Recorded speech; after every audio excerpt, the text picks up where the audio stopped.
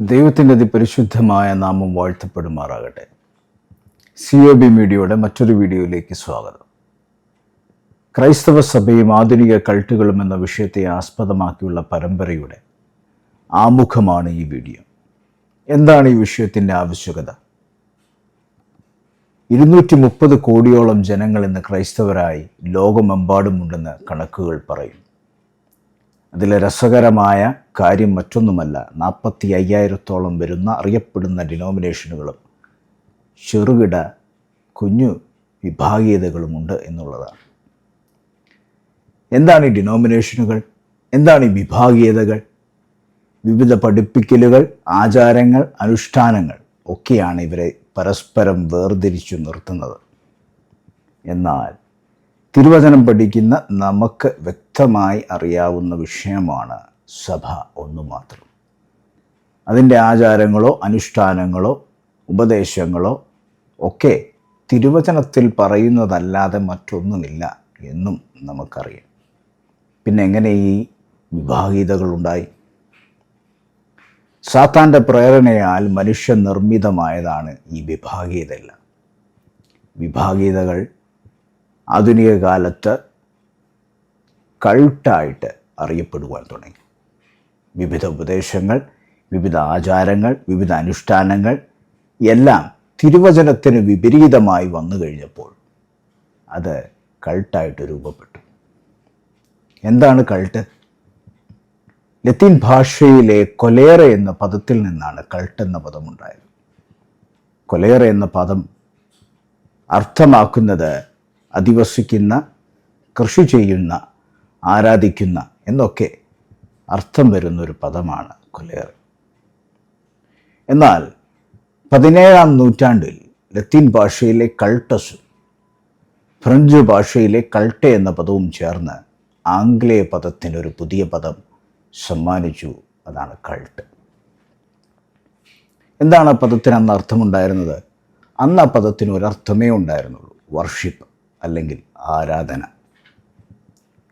പിന്നീട് നമ്മൾ ഇന്ന് അറിയപ്പെടുന്ന അർത്ഥത്തിലേക്ക് ചെന്നെത്തിയത് 20-ാം നൂറ്റാണ്ടിലാണ്.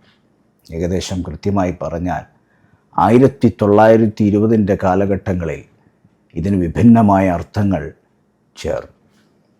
എന്താണ് അർത്ഥങ്ങൾ? അൺഓർത്തഡോക്സ് അല്ലെങ്കിൽ സ്പ്യൂരിയസ് എന്ന പദങ്ങളാണ്. എന്താണ് അൺഓർത്തഡോക്സ്? പാരമ്പര്യമായി ചെയ്തു വരുന്ന രീതികൾക്ക് വിഭിന്നമായി അല്ലെങ്കിൽ വിപരീതമായി ചെയ്യുന്ന കാര്യങ്ങൾ, ഉപദേശങ്ങൾ, അനുഷ്ഠാനങ്ങളൊക്കെ. എന്താണ് സ്പ്യൂരിയസ്? വ്യാജമായത്, വ്യാജമായ ഉപദേശങ്ങൾ, വ്യാജമായ പഠിപ്പിക്കലുകൾ, വ്യാജമായ അനുഷ്ഠാനങ്ങൾ ഒക്കെ. ഇതൊക്കെയും കൾട്ടായി മാറും. ആധുനിക കാലത്ത് വിവിധ ഉപദേശങ്ങളും വ്യാജമായ ഉപദേശങ്ങളും വ്യാജമായ അനുഷ്ഠാനങ്ങളും ഒക്കെ ഈ കൾട്ടിൻ്റെ വിഭാഗത്തിലേക്ക് നമുക്ക് പെടുത്താവുന്നവയാണ്. എന്നാൽ ഈ കൾട്ട് എന്ന പദം പ്രചാരം നേടിയത് 1970 കാലഘട്ടങ്ങളിലാണ്. അന്ന് ടൈം മാഗസിൻ്റെ പുറംചട്ടയിൽ ഒരു വാർത്ത പുറത്തു വന്നു.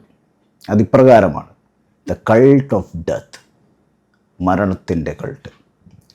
അതിന് കാരണക്കാരനായിരുന്നത് ജിം ജോൺസ് എന്ന് അറിയപ്പെട്ടിരുന്ന ഒരു ദൈവദാസനാണ്. ഇന്ത്യാനയിലെ ഒരു ചർച്ചിൻ്റെ ദൈവദാസനായിരുന്നു അദ്ദേഹം. അദ്ദേഹത്തിൻ്റെ അനുയായികൾ വർദ്ധിച്ചു വന്നുകൊണ്ടേയിരുന്നു. അദ്ദേഹത്തിൻ്റെ ശുശ്രൂഷ നാൾക്ക് നാൾ പ്രശസ്തമായിക്കൊണ്ടേയിരുന്നു. അദ്ദേഹം ദൈവത്തിൻ്റെ നാവാണെന്ന് ഒരു കാലഘട്ടങ്ങളിൽ അറിയപ്പെട്ടു. അദ്ദേഹം തൻ്റെ അനുയായികളുമായി ഗയാന എന്ന പ്രദേശത്തേക്ക് മൂവ് ചെയ്തു. അന്ന് അവിടെ ആരാധന വളരെ വിപുലീകരിച്ച് അദ്ദേഹം നടത്തി. തൻ്റേതായ പഠിപ്പിക്കലുകൾ ചേർത്ത് ഉപദേശങ്ങൾ പറയുവാൻ തുടങ്ങി. പിന്നെ തന്നെ ഉപദേശങ്ങൾ തന്നെ പ്രസംഗിക്കുവാൻ തുടങ്ങി. അങ്ങനെ ഒരു ദിവസം താൻ മുന്തിരിച്ചാറിൽ അല്പം വിഷം കലർത്തിയിട്ട് പറഞ്ഞു, ദൈവത്തിൻ്റെ ആത്മാവ് പറയുന്നു നമ്മൾ ഓരോരുത്തരും ഇത് കുടിക്കുവാൻ. അദ്ദേഹം തൻ്റെ അനുയായികൾക്ക് അത് കൊടുത്തു. അനുയായികൾ തൻ്റെ പിഞ്ചു കുഞ്ഞുങ്ങൾക്കും തങ്ങൾ തന്നെയും ആ വിഷപാനീയം കുടിച്ച് മരിച്ചു. 1000-ഓളം വരുന്ന ജനം ഒരു നിമിഷം കൊണ്ട് മരണത്തെ സ്വീകരിച്ചു എന്നുള്ളതാണ് ആ ഞെട്ടിപ്പിക്കുന്ന വാർത്ത. എന്നെ ആശ്ചര്യചകിതനാക്കിയ വിഷയം മറ്റൊന്നുമല്ല. ആ വിഷയങ്ങൾ നടന്നപ്പോൾ അവിടെ കമ്മീഷന് നേതൃത്വം വഹിച്ച മേലധികാരി പിന്നീട് ഒരിക്കൽ ഇപ്രകാരം പറഞ്ഞു. അവിടെ ഞാൻ എല്ലായിടത്തും പരതി നോക്കി, പല കാര്യങ്ങൾ മാറ്റി നോക്കി, എങ്കിലും അവിടെ ബൈബിൾ കാണുവാൻ സാധിച്ചില്ല. ബൈബിളില്ലാതെ അദ്ദേഹം പ്രസംഗിച്ചത് എന്ത് എന്നുള്ളത് വലിയ ഒരു സംശയമായി ഇന്നും നിഴലടിക്കുന്നു. ഇങ്ങനെയാണ് കൾട്ടുകളെ മനസ്സിലാക്കുവാൻ ചിലപ്പോൾ പ്രയാസമാകാം. പക്ഷേ ആധുനിക കാലത്ത് വിഭിന്നമായ രീതിയിൽ, പല രീതിയിൽ, പുതിയ പുറം ചട്ടയിൽ ഒക്കെ ഈ കൾട്ടുകൾ അവതരിപ്പിക്കപ്പെടുന്നു. ചിലപ്പോൾ ഉപദേശങ്ങളാകാം, ചിലപ്പോൾ അനുഷ്ഠാനങ്ങളാകാം. ഇതൊക്കെയും നമ്മൾ മനസ്സിലാക്കുക തിരുവചനം വെച്ച് എന്നുള്ളതാണ് നമ്മുടെ ദൗത്യം. ഇതിനായി ഉള്ള ഒരു ശ്രമം മാത്രമാണ് ഈ വീഡിയോ. അതിനെ ദൈവം നമ്മളെ ഓരോരുത്തരും സഹായിക്കട്ടെ എന്ന് പറഞ്ഞുകൊണ്ട് വിടവാം.